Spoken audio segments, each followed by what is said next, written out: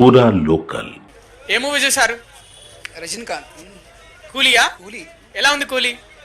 రాష భాష, ముత్తు, అరుణాచలం అలాంటి సినిమాలు ఏమో రజనీకాంత్ సినిమా. మళ్ళా ఒక కూలీ సినిమా వచ్చిందంటే ఇది ఒక కూలీ సినిమా, అంటే ఒక కూలీ చేసిన వాళ్ళకి అంటే పేదవాళ్ళ మీదకించి ఒక మెసేజ్ సినిమా. ఇది ఒక మామూలు మాట కాదు, ఒక మెసేజ్ ఇస్తారు రజనీకాంత్ గారు ఏ సినిమాలైనా కూడా. అలాంటి సినిమానే ఒక కూలీ సినిమా. విశ్వరూపం చూపించేసి మళ్ళీ ఒక రజనీకాంత్ కంబ్యాక్ అని చెప్పొచ్చు. పాటలు ఎలా ఉన్నాయి? అనిరుద్ధి బ్యాక్గ్రౌండ్ ఎలా ఉంది? ఈ సినిమాకి అనిరుద్ధ్ గారు మ్యూజిక్ మాత్రం బాగా కొట్టిండు కూలీ సినిమాకి. అంటే ఎక్కడ కూడా తగ్గలే కూలీ మ్యూజిక్కి.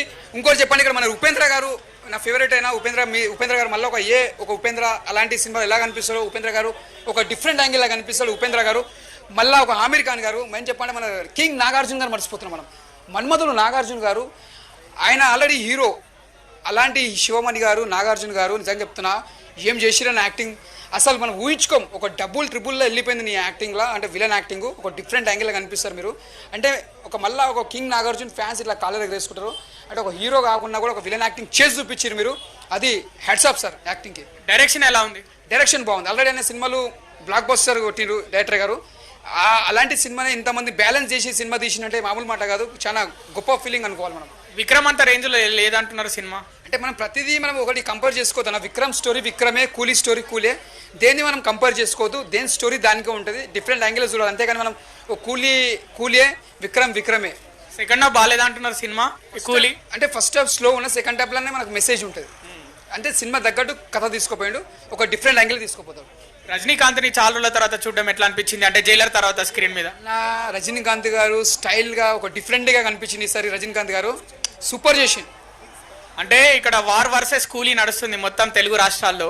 ఇప్పుడు వార్ని కొంచెం డామినేట్ చేసింది కూలీ అనిపించింది. ఆ డామినేషన్ సినిమాలో ఆ రేంజ్ హై ఉందా? అంటే హైప్ ఉందా సినిమాలో? ఇప్పుడు ఒకటి చెప్తానా, రజనీకాంత్కి సినిమా ఎలా తీయాలో డైరెక్టర్ గారు అలా ఒక డిఫరెంట్గా తీసింది. War cinema pan India movie, దానికి ఒక డిఫరెంట్గా తీసుకోపోయింది. అంటే దేన్ని మనం కంపేర్ చేయొద్దు, దేని సినిమా దానికే స్టోరీ ఉంటుంది, దేని కథ దానికే ఉంటుంది. ఈ సినిమా వచ్చి ఎంజాయ్ చేస్తారు, ఆ సినిమా వచ్చి ఎంజాయ్ చేస్తారు.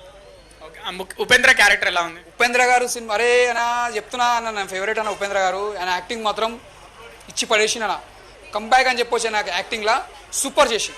ఇంకా హీరోయిన్స్ శృతి హాసన్ పాట, మోనికా పాట, ఇవన్నీ మంచి సిచ్యువేషన్ తగ్గట్టు ఉన్నాయా? అంటే సినిమా తగ్గట్టు తీసుకోపోయిండు, క్యారెక్టర్ తగ్గట్టు, సినిమా తగ్గట్టు, స్టోరీ తగ్గట్టు తీసుకోపోయిండు.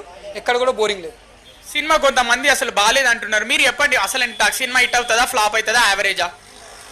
ఒకటే చెప్తున్నానా, Rajinikanth fans, Nagarjuna fans enjoy చేస్తారు అంతే. అంటే మిగతా హీరో ఫ్యాన్స్ ఎంజాయ్ చేయరా? అందరు చేస్తారు. కాకపోతే ఏంటంటే కొంతమందికి నచ్చకపోవచ్చు.